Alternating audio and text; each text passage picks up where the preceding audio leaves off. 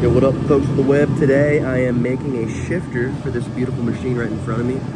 And I want it to kind of have the same contour, that little whoop-de-doos that old tech does, make it go like that a little bit. So it should be a pretty straightforward and simple project today. This might be a multi-faceted video where I do other things in it as well, because this might not take you too long. Anyways, shifter. So I had to improvise just a little bit and weld two pieces of flat stock together so I could get my shape on, but got the shape traced out, and now I got to cut it out, but I'm going to have to bend it uniquely.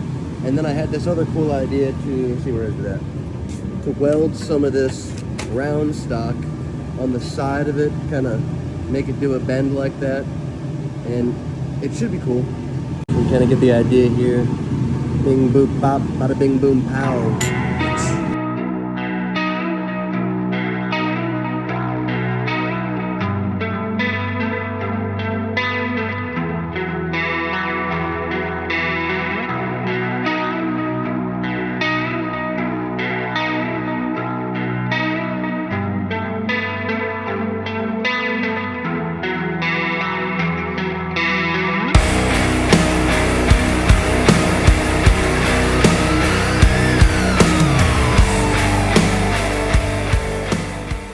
Okay, very good.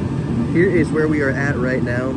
I polished this up a little bit just because it's going to be way easier to do that this way now than try to prep it for chrome after I weld this stainless rod or this round stock on the outside of it. Anyways, now I'm going to tack it to the shifter plate, bend it to the angle that I want. It's going to have a few bends. It's going to go like whoo, like outwards and inwards. And then after that, I'm gonna MIG weld this onto the back because it's just easier to build up filler rod with the MIG welder than it is to try and do that with the TIG. But yeah, it should be cool.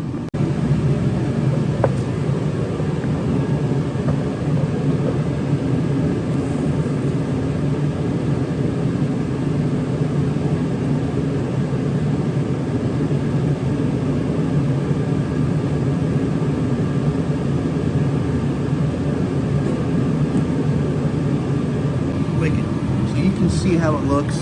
It contours well with the oil tank. It bends up and then out like that. It feels great. I just sat on the bike and reached down and grabbed it and it felt cool.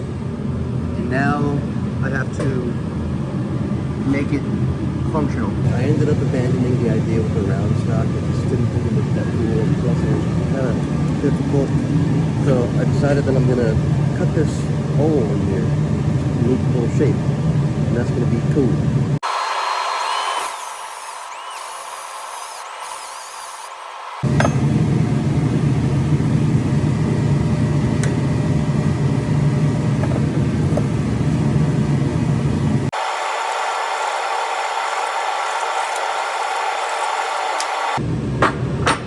I am about to overcomplicate this by a large margin, and let me explain to you exactly what I mean. I had tried and failed to make this little butt plug looking line topper glass thing into my shifter knob, and I just decided I'm gonna keep it going with like the flat theme almost, and make like a paddle instead. A paddle that like feels nice to grab onto, it's shapely, and I just drew this here on my handy piece of paper, and now I'm gonna try and make it, hammer it out and stuff, put some heat on it. Got the anvil up here. We're gonna try and make something nice and cool with it. A little bit more time than I would have liked to have spent on this shifter, but all in the name of building cool stuff for the Super Bowl of motorcycle shows, which is Born Free, as you know. All right, so I got my paddle shape here roughly cut out, and this was the easy part. Now I've just got to shape it and try and, hey mom. So I've got my general shape for the paddle here, and now I'm going to try and literally sculpt it into like a scoop. So to scoop the back, this is obviously much thicker. I'm not sure exactly what the measurement is on this, but I know this is around 1/4 inch, and I'm going to keep the front part of this thick, but I'm going to curve it on the front so it cuts through the wind, and then I'm going to scoop the back down to 1/4 inch, and it's going to go like whoosh. It's going to have to use your imagination until I show you, so let's continue. You see I'm starting to carve this contour here. My idea was to go along with the swoopy shape here, so where the shifter will come up, you can see that swoop will continue backwards, and that was kind of my idea, so.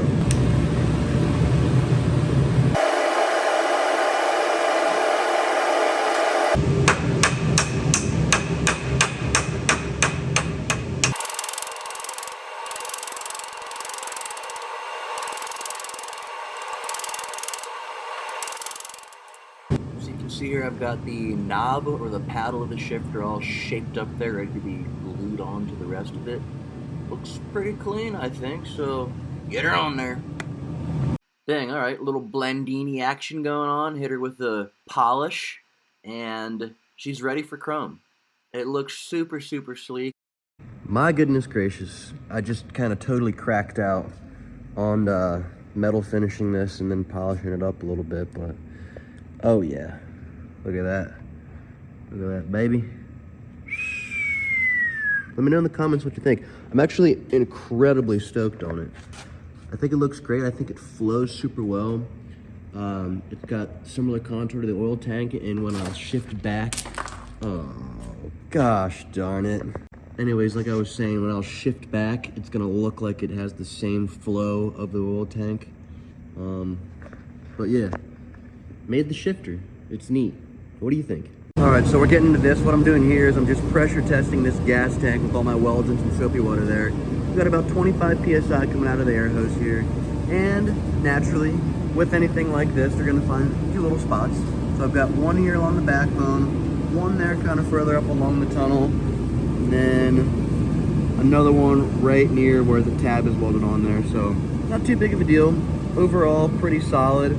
Both of the filler necks are good there, and some areas around the tab, those are all good. So get this all tidied up, pressure test again, then it should be good to start getting prepped for paint. All right, next phase of this video, I've got the oil tank of the bike, as you can see, and it looks a little bit different. It's got some holes cut into it. You might be thinking, what the heck are you doing?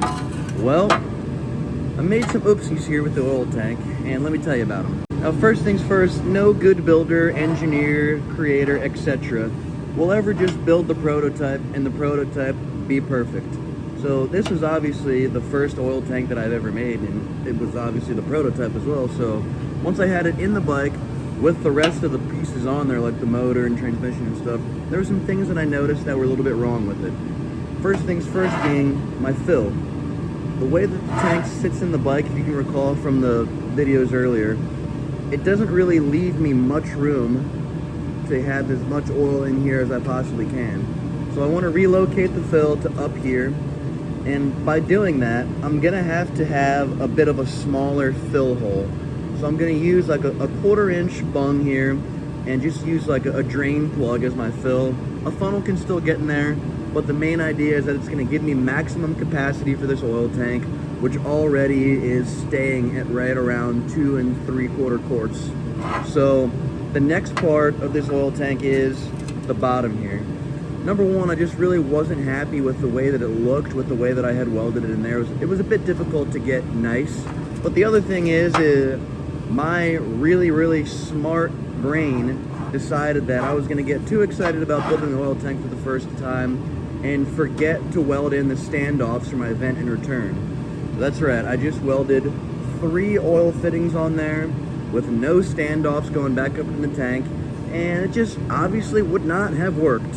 You gotta have your vent and return go all the way back up so they can go all the way back into the tank without any impedance from oil flow going back.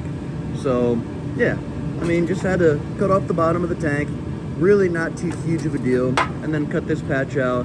Listen, it's gonna be covered by the seat, but it's gonna have a bunch of body filler over top of it anyway, so no harm, no foul. Just a few extra hours of work here, no big deal at all. Yo, so I've got my new floor here, all cut out and with the oil fittings for the hard oil lines already welded in here. And you can see I've already welded in one of the steps, and I've got to weld in this other one here. It's just some hollow 3/8 tubing. But what I've got to do is I've got to waller out the end of this a little bit to make it a little stepped so I can fit it over the little nub here on the inside of this oil fitting.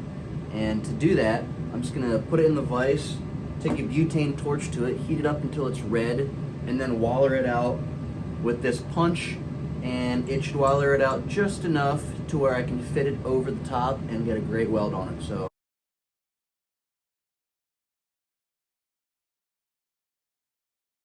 All right, perfect. So as you can see here, it's got a nice flare on the under there. Obviously I do not have a flare tool, which is why I'm doing this, but boom, it fits perfectly over there. Now I'm gonna be able to get a great weld on it, and yeah.